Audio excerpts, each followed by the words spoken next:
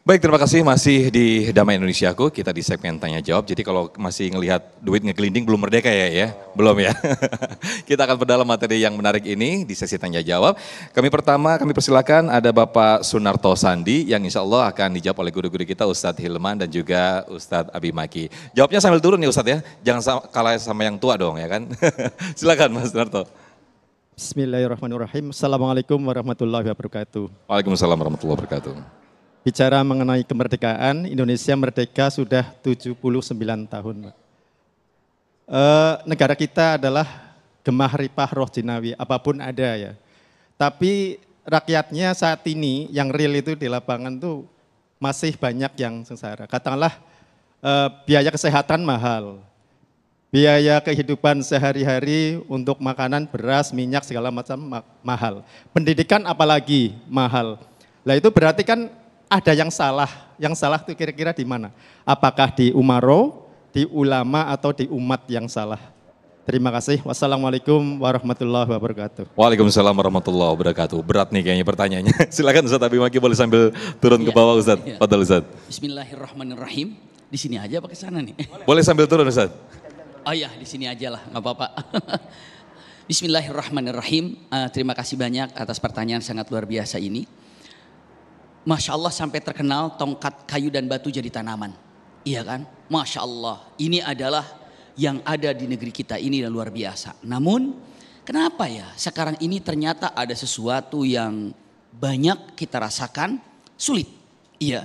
Ini sulit, mungkin ekonomi sulit, mungkin gemah ripah loh jinawinya itu agak sulit. Baldatun thayyibahnya itu apa yang menyebabkan? Satu jawaban yang akan dipecahkan. Pertama itu karena kurang bersyukur terhadap nikmat yang telah Allah berikan dengan kemerdekaan ini. Ingat, sekali lagi, kurang bersyukur bahkan tidak bersyukur. Ini gambarannya. Kenapa? Kalau yang namanya bersyukur dengan apa yang ada, paling tidak kalimatnya, coba cek di kalimat tentang masalah pembukaan atau dalam undang-undang kalimatnya apa? Kalimatnya dengan ataupun berkat rahmat ya Allah yang maha kuasa gitu kan. Dan dengan diinginkan didorong dengan keinginan luhur. Masya Allah, satu karena rahmat Allah maka memuji kepada Allah.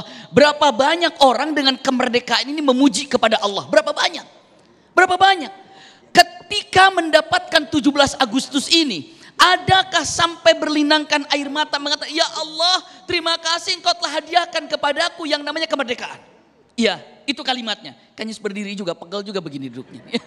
Bentar, ya, bentar. Enak begitu Ustaz. Ya, jadi begini. Jadi kalau seandainya dengan mengatakan ada di antara kita yang tadi ini pas lagi upacara ataupun yang menyampaikan sebagai pembina upacara mengatakan mari kita bersyukur kepada Allah. Ya Allah, alhamdulillah, terima kasih negeri ini telah diberikan kemerdekaan. Ini rahmat Allah. Kalau bukan rahmat Allah tidak akan mendapatkan kemerdekaan.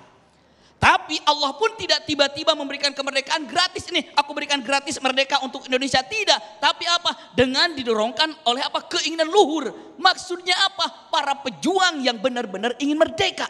Subhanallah. Para pejuang yang ingin merdeka maka diberikan. Kurangnya bersyukur kepada Allah ini yang paling utama. Apa yang menyebabkan ataupun apa efek tidak bersyukur? Satu, tidak berusaha dengan syukur kepada Allah. Kenikmatan yang damai di Indonesia ini digunakan untuk ibadah sebaik-baiknya. Ingat, coba cek baik-baik. Di dalam bahasa ada lawan kata. Tinggi, pendek, putih, hitam. Begitu kan? Kalau ditambah, artinya apa? Dikurang. Tapi tahu dalam Al-Quran, tidak berlaku antara syukur dan kufur. La in syakartum, apabila engkau syukur aku akan tambah. Tapi ketika lain kafartum, jika engkau kufur, aku kurangi. Tidak begitu. Tapi ketika mata engkau bersyukur, aku tambah. Engkau kufur, aku azab. Itu kalimatnya. Inna adabi lasyadid. Allah katakan demikian. Hai negeri Indonesia. Wahai penghuni di Indonesia. Apabila kalian bersyukur, aku akan tambah nikmat yang telah diperjuangkan oleh para pahlawan.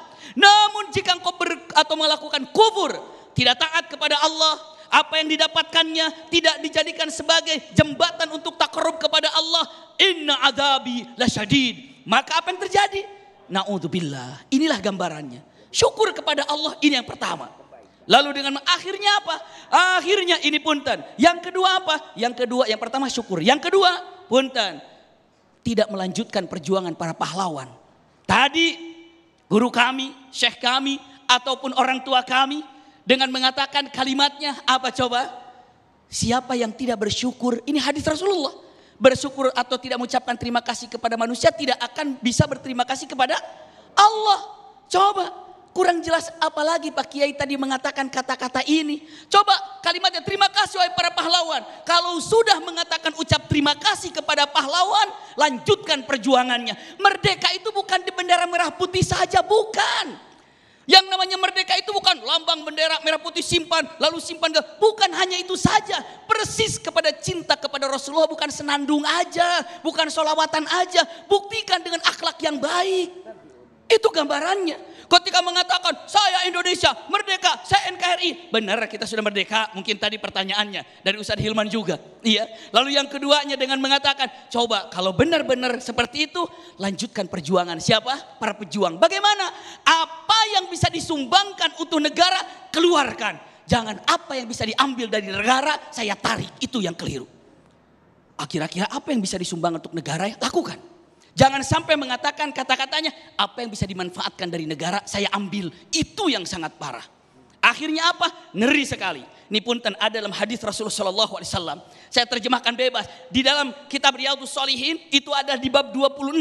Ia di ujung tentang masalah kezaliman. Rasulullah mengatakan kata-kata yang sangat indah. Siapapun orang yang diberikan kepercayaan. Lalu saat dia membawa kepercayaan. Dia menyembunyikan satu jarum saja. Maka kelak di akhirat ini akan menjadi beban untuk diseret ke neraka gara-gara satu jarum. Satu jarum saja. Itu Rasulullah lah mengatakan. Kata-katanya demikian. Satu jarum yang dia bawa tanpa diketahui. Maka dia akan jadi beban untuk dirinya kelak di akhirat. Andai mereka seperti ini. Satu bersyukur kepada Allah. Dekatkan dengan Allah kemerdekaannya. Yang keduanya. Punten ucapkan terima kasih. Kepada siapa? Kepada para pahlawan. Dengan cara melanjutkan perjuangannya. Kira-kira apa? Andai, punten kalau boleh saya tanya ayahanda bunda, andai para pahlawan hadir saat ini, melihat kenyataan ini, para pahlawan akan mengatakan begini, hebat bangsa Indonesia, keren engkau, dengan senyum bahagia sambil angkat jempol. Itukah mereka apabila hadir saat ini? Atau mereka akan mengatakan begini, kira-kira apa yang akan dilihat oleh mereka? Dengan mengatakan kayaknya kita tidak bisa membalas kebaikan mereka.